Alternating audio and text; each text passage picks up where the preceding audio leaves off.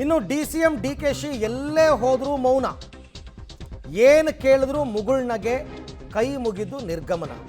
ಅದು ಮೊನ್ನೆಯಿಂದನೂ ಹಾಗೆ ಮಾಡ್ತಾ ಇದ್ದಾರೆ. ಹಾಗಾದರೆ DKಶಿ ಮೌನದ ರಹಸ್ಯ ಏನು? ಪಬ್ಲಿಕ್ ಟಿವಿಯಲ್ಲಿ ಮತ್ತೊಂದು ಎಕ್ಸ್ಕ್ಲೂಸಿವ್. ಮುಖ್ಯಮಂತ್ರಿಗಳು ಮಾತಾಡ್ಬಿಡ್ಲಿ ಅಂತ ಇರಬೇಕು ಮೋಸ್ಟ್ಲಿ. DCM DKಶಿ ಎಲ್ಲೇ ಹೋದ್ರು, ನಿನ್ನೆ ಅವರು ಏರ್ಪೋರ್ಟಿಂದ ಬಂದಾಗಲೂ ಕೂಡ ಮನೆ ಹತ್ರನೂ ಯಾರ ಹತ್ರನೂ ಮಾತಾಡಲಿಲ್ಲ, ಬರೀ ಕೈ ಮುಗಿದು ಮನೆ ಒಳಗಡೆ ಹೊಟ್ಟೋದ್ರು. ಏನು ಕೇಳಿದ್ರು ಮುಗುಳ್ನಗೆ, ಕೈ ಮುಗಿದು ನಿರ್ಗಮನ. ಯಾಕೆ DK ಶಿವಕುಮಾರ್ ಅವರ ಈ ಮೌನ? ಬಹುತೇಕ ಸಿದ್ದರಾಮಯ್ಯನವರು ಇವತ್ತಿನ ಸುದ್ದಿಗೋಷ್ಠಿ ಮಾಡಿದ ನಂತರ ಮಿಕ್ಕ ವಿಚಾರಗಳು, ಅಥವಾ CLP ಸಭೆಯಲ್ಲಿ ಅವರ ಹೆಸರು ಫೈನಲ್ ಆದ ಮೇಲೆ ಮಿಕ್ಕಿದ ಮಾತು. ಇಷ್ಟು ದಿನನೇ ತಾಳ್ಮೆಯಿಂದ ಇದ್ದೀನಂತೆ, ಈಗ ಯಾಕೆ ಮಾತಾಡಬೇಕು ಅಂತಕ್ಕಂಥ ಲೆಕ್ಕಾಚಾರ ಇರಬಹುದು. ಸಿದ್ದರಾಮಯ್ಯನವರು ಎಲ್ಲ ಪ್ರಶ್ನೆಗಳಿಗೂ ಉತ್ತರ ಕೊಟ್ಬಿಡ್ಲಿ, ಆಮೇಲೆ ನಾವು ಮಾತಾಡೋಣ ಅಂತಲೂ ಇರಬಹುದು. ಅಥವಾ CLP ಸಭೆಯಲ್ಲಿ ಹೆಸರು ಫೈನಲ್ ಆಗಿಬಿಡ್ಲಿ ಅಂತಲೂ ಇರಬಹುದು.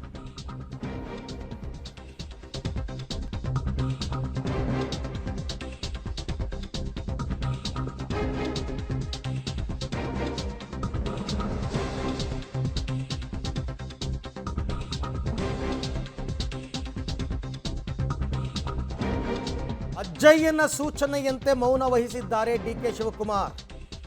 ಅಜ್ಜಯ್ಯನವರು ಕೊಟ್ಟಂತಹ ಒಂದು ಸಲಹೆ, ಮಾತು ಆಡಿದರೆ ಮುತ್ತು ಒಡೆದು ಹೋಗಲಿದೆ. ಹಾಗಾಗಿ ಈಗ DK ಶಿವಕುಮಾರ್ ಮೌನಕ್ಕೆ ಶರಣಾಗಿದ್ದಾರೆ. ಯಾವ ಪ್ರಶ್ನೆಗಳಿಗೂ ಉತ್ತರವನ್ನು ಕೊಡ್ತಾ ಇಲ್ಲ. ಅಜ್ಜಯ್ಯನ ಸೂಚನೆಯಂತೆ ಮೌನ ವಹಿಸಿದ್ದಾರೆ DK ಶಿವಕುಮಾರ್. ಏನು ಮಾತಾಡಿದ್ರೂ ಮೌನ, ಏನು ಪ್ರಶ್ನೆ ಕೇಳಿದ್ರೂ ಮೌನ, ಕೈ ಮುಗಿತಾರೆ ಹೋಗ್ತಾರೆ, ಕೈ ಮುಗಿತಾರೆ ಹೋಗ್ತಾರೆ, ಇಷ್ಟೇ ವಿಚಾರ.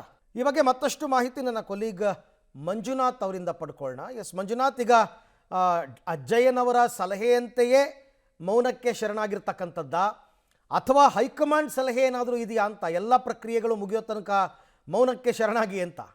ಅರವಿಂದ್, ಏನು DK ಶಿವಕುಮಾರ್ ಇದ್ದಾರೆ, ಅವರು ಕಳೆದ ಸುಮಾರು 20 ವರ್ಷಗಳಿಂದ ಕೂಡ ನಿರಂತರವಾಗಿ ನವಣೀನಕೆರೆಯ ಅಜ್ಜಯ್ಯನ ಅವರನ್ನು ನಂಬಿರುವಂಥದ್ದು, ಆ ದೇವರನ್ನು ನಂಬಿರುವಂಥದ್ದು, ಸ್ವಾಮೀಜಿಗಳ ಸಲಹೆ ಮೇರೆಗೆ ಎಲ್ಲ ರಾಜಕೀಯ ನಿರ್ಧಾರಗಳನ್ನು ಕೂಡ ತೆಗೆದುಕೊಳ್ಳುವಂಥವರು.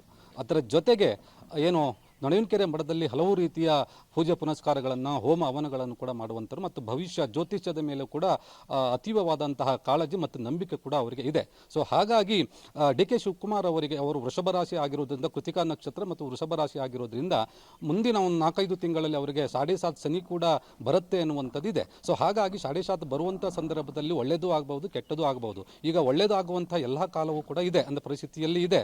ಆದರೆ ಅದನ್ನು ಮಾತಿನ ಮೂಲಕ ಅದು ಭಂಗ ಆಗುವಂಥ ಸಾಧ್ಯತೆ ಇದೆ. ಹಾಗಾಗಿ ಎಲ್ಲೂ ಕೂಡ ಯಾವುದೇ ರೀತಿಯಲ್ಲಿ ವ್ಯತಿರಿಕ್ತವಾದಂಥ ಮಾತುಗಳನ್ನು ಆಡಬಾರದು, ಮಾತು ಕಡಿಮೆ ಆಗಬೇಕು ಎನ್ನುವಂಥದ್ದನ್ನು ಏನು ಅಜ್ಜಯ್ಯನವರು ಹೇಳಿದ್ದಾರೆ ಎನ್ನುವಂಥ ಮಾಹಿತಿ ನಮಗೆ ಲಭ್ಯವಾಗಿರುವಂಥದ್ದು. ಹಾಗಾಗಿ ಕೇವಲ DK ಶಿವಕುಮಾರ್ ಮಾತ್ರ ಮಾತಾಡದೇ ಇರೋದಲ್ಲ, ಅವರ ಬೆಂಬಲಿಗರೂ ಕೂಡ ಮಾತಾಡಬಾರ್ದು, ಬೇರೆ ಬೇರೆ ರೀತಿಯ ಸಂದೇಶಗಳನ್ನು ಕೊಡಬಾರ್ದು.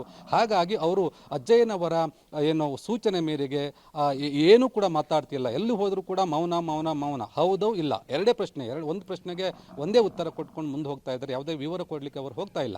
ಅಂದರೆ ಅವರು ಹೇಳ್ತಾ ಇರುವಂಥದ್ದು, ಅಜ್ಜಯ್ಯನವರು ಈಗಾಗಲೇ ಸೂಚನೆ ಕೊಟ್ಟಿರುವಂಥದ್ದು, ಒಂದೇ CM ಆಗಿ ಪ್ರಮಾಣ ವಚನ ಸ್ವೀಕಾರ ಆದ ನಂತರ ಮಾತನಾಡಿ, ಇಲ್ಲದೇ ಇದ್ದರೆ CLP ಸಭೆಯಲ್ಲಿ ಪರಿಪೂರ್ಣವಾಗಿ ನಿಮಗೆ ಬಹುಮತ ಬಂದು ಎಲ್ಲರೂ ಕೂಡ ನಿಮ್ಮನ್ನು ಆಯ್ಕೆ ಮಾಡಿದ ಆದ ನಂತರ ಮಾತಾಡಿ, ಅಲ್ಲಿವರೆಗೂ ಕೂಡ ಯಾವುದೇ ರೀತಿಯ ಹೇಳಿಕೆಗಳನ್ನು ಕೊಡಲಿಕ್ಕೆ ಹೋಗಬಾರ್ದು. ಯಾಕಂದರೆ ಈಗಿನ ಪರಿಸ್ಥಿತಿಯಲ್ಲೂ ಕೂಡ ಎಲ್ಲವೂ ಕೂಡ ಸರಿಯಾಗಿಲ್ಲ. ಅಂದರೆ ಕೆಲವು ಶಾಸಕರ ಬೆಂಬಲ, ಹೆಚ್ಚಿಗೆ ಶಾಸಕರ ಬೆಂಬಲ ಸಿದ್ದರಾಮಯ್ಯನವರಿಗೆ ಇರಬಹುದು, ಆದರೆ ಹೈಕಮಾಂಡ್ ಒತ್ತಡಕ್ಕೆ ಮಾತ್ರ, ನಿಮಗೆ ಹೈಕಮಾಂಡ್ ಆಶೀರ್ವಾದದಿಂದ ಮಾತ್ರ ನೀವು ಮುಖ್ಯಮಂತ್ರಿ ಆಗ್ತಾ ಇರಬಹುದು. ಹಾಗಾಗಿ ಎಲ್ಲವೂ ಸರಿ ಹೋಗಬೇಕಂತ ಹೇಳಿದ್ರೆ ನೀವು ಮೌನವನ್ನು ವಹಿಸಬೇಕು.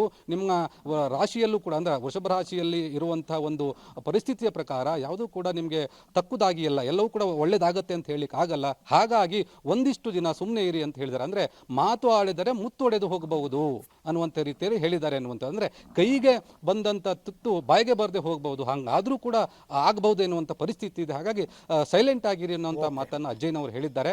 ಹಾಗಾಗಿ ಅವರು ಇಷ್ಟು ದಿನದಿಂದ ಸುಮ್ಮನೆ ಇದ್ದಾರೆ ಎನ್ನುವಂಥದ್ದು. ಇವತ್ತು ಮಠಕ್ಕೆ, ನವಣೀನಕೆರೆ ಮಠಕ್ಕೆ ಏನು DK ಶಿವಕುಮಾರ್ ಬರ್ತಾರೆ ಎನ್ನುವಂಥದ್ದಿತ್ತು. ಆದರೆ ಇಲ್ಲ, ಬರಲಿಕ್ಕೆ ಇವತ್ತು ಯಾವುದೇ ಕಾರಣಕ್ಕೂ ಸಾಧ್ಯ ಆಗ್ತಾ ಇಲ್ಲ.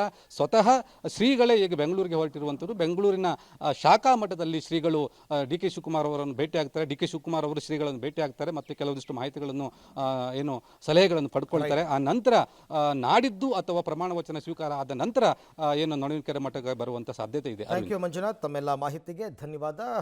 ಅವ್ರದ್ದೇ ಆದಂತಹ ಕೆಲವೊಂದು ಪ್ಲ್ಯಾನ್ಸ್ ಇರುತ್ತೆ DK ಶಿವಕುಮಾರ್ ಅವ್ರದ್ದು. ಈಗ ಯಾಕಂದರೆ ಸ್ವಲ್ಪ ಬ್ಯುಸಿ ಅವರು, ಇನ್ನೂ ಹಲವೆಲ್ಲ ಪ್ರಕ್ರಿಯೆಗಳೆಲ್ಲ ಆಗಬೇಕಲ್ಲ. ಇನ್ನೂ ರಾಜೀನಾಮೆ ಕೊಟ್ಟ ನಂತರ ತೀವ್ರಗತಿಯಲ್ಲಿ ಚಟುವಟಿಕೆಗಳೆಲ್ಲ ಸಾಗುತ್ತೆ.